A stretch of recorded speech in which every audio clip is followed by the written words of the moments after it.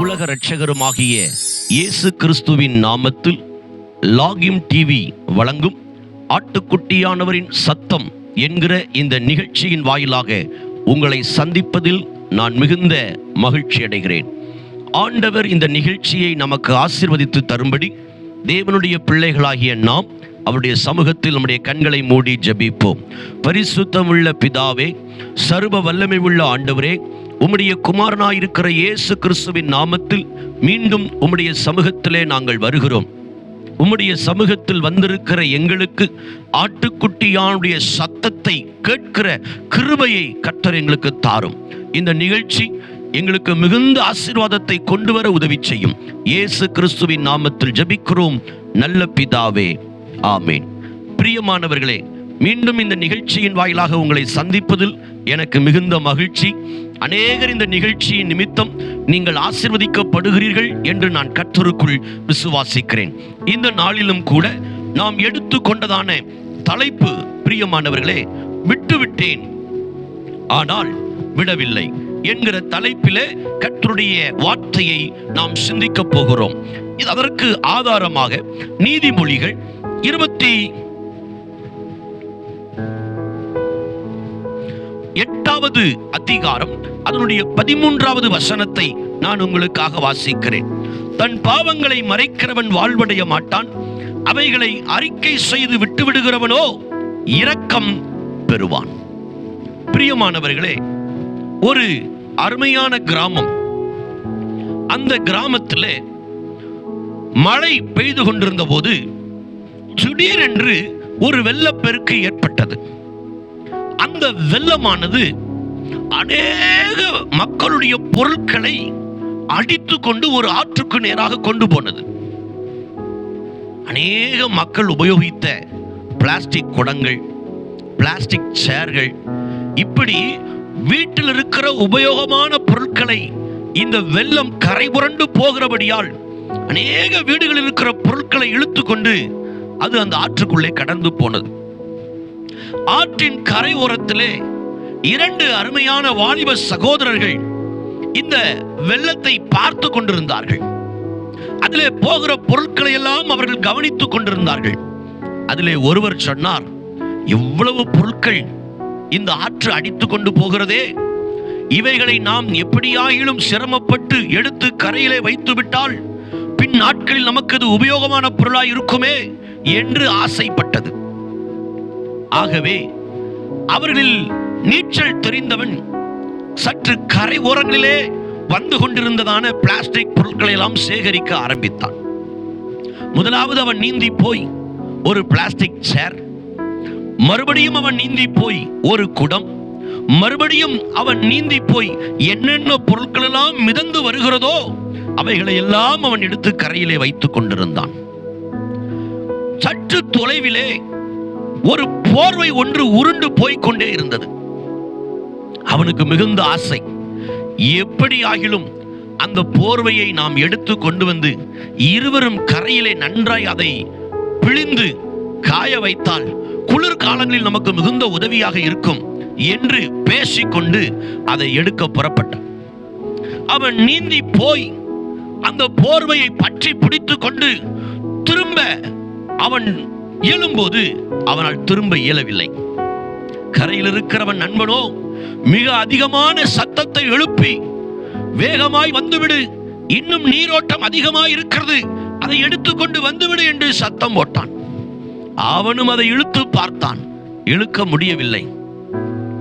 சற்று நேரத்துக்கு பிற்பாடு கரையில் இருக்கிற நண்பன் சொன்னான், பரவாயில்ல, அது போனா போயிட்டு போகுது, அதை விட்டுவிடு, நீ ஜீவனோடு திரும்பி வா என்று அவன் கத்தின போது அவன் சொன்னான், நான் அதை பிடித்த சந்தர்ப்பத்திற்கு அப்புறம்தான் எனக்கு அது தெரிந்தது, நான் பிடித்தது போர்வை அல்ல, அது அந்த காட்டிலே அந்த பகுதிகளிலே இறைக்காக வந்த ஒரு கரடி. அது அந்த வெள்ளம் சுருட்டி கொண்டு வரும்போது அது தன் ஜீவன் தப்புவதற்கு ஏதாயிலும் மரக்கட்டைகள் கிடைக்குமா என்று அது தடுமாறி போகும்போது சரியான நேரத்தில் நான் அதை பிடித்து விட்டேன். அது என்னை மரக்கட்டை என்று பிடித்து கொண்டது. இப்பொழுது என்னால் மீண்டு வெளியே வர முடியவில்லை என்று அவனும் அங்கே கத்தினான். நேரமாக ஆக அந்த கரடி தன் ஜீவனை காப்பாற்றிக் கொள்வதற்காக அது அவன் ஒரு மரக்கட்டை என்று நினைத்து அவன் மீது ஏறி ஏறி ஏறி உருட்டி கொண்டே போய் கடைசியாக அந்த வாலிபன் மரித்து போனான். இதிலிருந்து நாம் என்ன அறிந்து கொள்ளுகிறோம்? இன்றைக்கு எனக்கு அருமையான சகோதரனே, சகோதரியே, தகப்பனே, தாயே, இன்றைக்கு நம்முடைய வாழ்க்கையிலே பாவம் என்கிற சில கரடிகள் நம்மை பிடித்திருக்கிறது. சிலருக்கு சிகரெட் பழக்கங்கள், மதுபான பழக்கங்கள், போதை பழக்கங்கள், இன்னும் பலவிதமான பாவ காரியங்களிலே அவர்கள் விட்டுவிடலாம் என்று சொல்லி எளிதாய் ஆரம்பித்த பல பழக்க வழக்கங்கள் விட முடியாமல் சிக்கி இன்றைக்கு அவருடைய வாழ்க்கை வீணாய் போகிறதை நாம் பார்க்கிறோம்.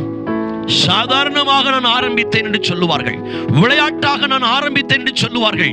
அது என் கண்ட்ரோல்ல இருக்கிறது, நான் அதை மேற்கொண்டு விடுவேன், நான் விரும்பினால் அதை வைத்துக் கொள்வேன், விரும்பாவிட்டால் அதிலிருந்து எளிதாய் வெளியே வந்து விடுவேன் என்று சொல்லி இன்றைக்கு அநேக மக்கள் பாவத்தை பார்த்து சவால் விடுகிறதை பார்க்கிறோம். ஆனால் எனக்கு அன்பான சகோதரனே, ஒரு காலத்தில் நீ அதை பிடிப்பாய். நீ விட்டுவிட வேண்டும் என்று நினைக்கிற சந்தர்ப்பத்தில் அது உன்னை விட்டுவிடாது. அது உன் சரீரத்தை கரைப்படுத்துகிறது மாத்திரமல்ல, உன் ஆத்மாவையும் கரைப்படுத்தி உன்னை நரகத்திற்கு கொண்டு போய்விடும். இந்த காலை நேரத்திலே ஆட்டுக்குட்டியானுடைய சத்தம் நமக்கு நேராய் வருகிறது.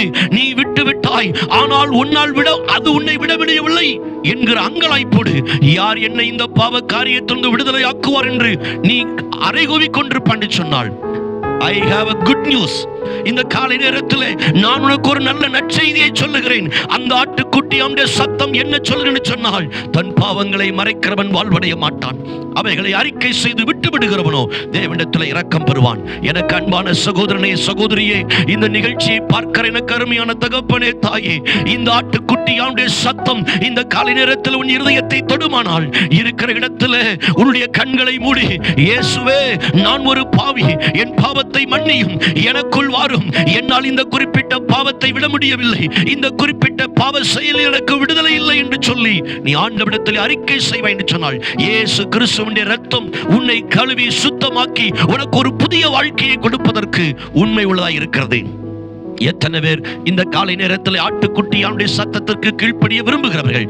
என்னோடு உங்கள் கண்களை மூடி, நீங்கள் இருக்கிற இடத்தில் முழங்கால் படியிட்டுக் கொண்டு உங்கள் கண்களை மூடி உங்கள் கைகளை கூப்பி என்னோடு கூட சேர்ந்து இந்த ஜெபத்தை ஏறெடுப்பீர்களா?